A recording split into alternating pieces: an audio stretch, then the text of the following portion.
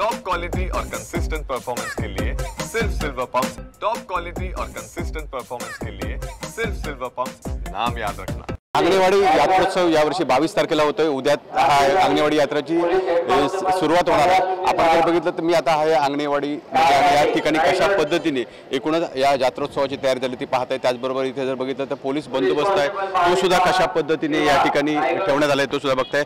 मोठ्या प्रमाणात पोलीस बंदोबस्त तैनात करण्यात आलेला आहे। जवळजवळ 550 पोलीस रत्नागिरी आणि सिंधुदुर्ग जिल्ह्यातून इथे दाखल झालेले आहेत। एकूण जर बघितलं सर्व तयारी झालेली आहे। पहाटे भराडी देवीच्या दर्शनाला सुरुवात होणार आहे। माझ्यासोबत इथे बाळा आंगणे आहेत। आपण त्यांच्याकडून जाणून घेऊया की कशा पद्धतीने यावेळेला भराडी मातेचं दर्शन होणार आहे। सकाळी किती वाजता भराडी मातेच्या दर्शनाला सुरुवात होणार आहे आणि भाविक कधीपासून यायला सुरुवात होईल?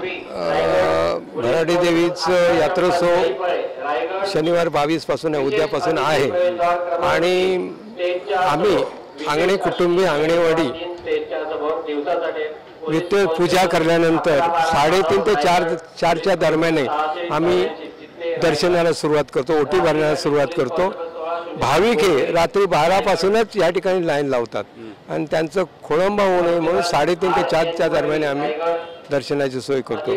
यावर्षी 9 रांगांची व्यवस्था करण्यात आली। काय वाटतं साधारण किती वेळात भाविकांना दर्शन होऊ शकेल? सामान्य भाविकांना जे मालवणच्या बाजूने रांगा येतात आणि मालवणच्या बाजूने रांगा येते यांचं दर्शन साधारण अर्धा ते पाऊण तासामध्ये होईल एवढी आमची खात्री आहे। अशी व्यवस्था केलेली आहे। ग्रामस्थांची लाईन वेगळी आहे, त्यांचं दर्शन सुद्धा अर्धा तासामध्ये होण्याचं आहे। VIP लोक आहेत त्यांचं दर्शन सुद्धा साधारण अर्ध्या तासात होण्याचं आहे। मुखदर्शन म्हणून एक वेगळी लाईन केलेली आहे, त्यांचं दर्शन 5 मिनिटांमध्ये होईल। त्या ठिकाणी पहिल्या माळ्यावर होतं। मंत्री महोदय आहे आणि खासदार आहेत त्यांच्यासाठी खास व्यवस्था केलेली आहे। त्यांना या गर्दीपासून संरक्षण व्हावं, संरक्षणाच्या दृष्टिकोनातून आपण एक सेपरेट लाईन मंदिराच्या तळमजल्यावर ठेवलेली आहे आणि ते 10 मिनिटात दर्शन घेऊन या ठिकाणी येतील। दरवर्षी जी प्रॉब्लेम होतो तो मोठ्या प्रमाणात VIP येतात आणि त्यामुळे भाविकांना कुठेतरी दर्शन घ्यायला अडचणी होतात। यावेळेला अशा पद्धतीने अडचणी होऊ नयेत म्हणून काय केलंय? यावर्षी गेल्या वर्षी असं केलेलं आहे, जर मंत्री महोदय आले, आमदार आले, खासदार आले तरी सुद्धा त्यांना दर्शन देते वेळी सामान्य भाविकांना खोळंबा होत नाही। ती लाईन कायम मंदिरामध्ये जाते, त्यांना कोणत्या त्या अडकाटी होत नाही। मंत्री आला तरी पण दोन्ही दरवाजाने सामान्य भाविक आतमध्ये जातात, त्यांना अडचण होणार नाही याची दक्षता घेतली आहे।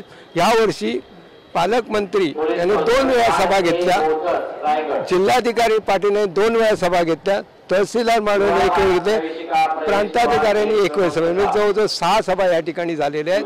म्हणजे आंगणेवाडीमध्ये 3 सभा झाल्या आहेत, जिल्हाधिकाऱ्यांच्या मध्ये 3 सभा झालेल्या आहेत। काय सांगाल कशा पद्धतीने दर्शन सुलभ होईल? दर्शन तर आम्ही 3 वाजता आमचा अंदाज आहे का आम्ही चालू करणार। मुख्यतः जे भाविक आहेत त्यांना VIP आल्याच्या नंतर त्या भाविकांना लाईनीमध्ये कुठचाच त्रास होणार नाही।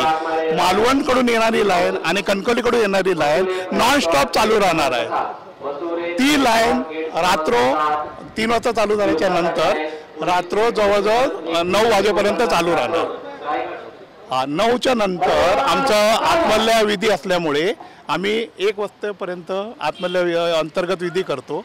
जर बघताय आपण कशा पद्धतीने यावेळी आंगणेवाडीचा जत्रोत्सव आहे तो सुरू होणार आहे आणि त्यासाठी कुठलीही भाविकांना त्रास होऊ नये याची दक्षता घेण्यात आलेली आहे। विकास गावकर, TV9 मराठी, सिंधुदुर्ग, मालवण।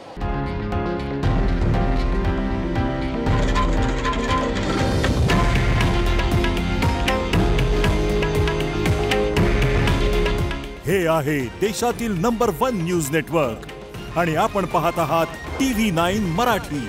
काळजी तुमची, हित महाराष्ट्राचं।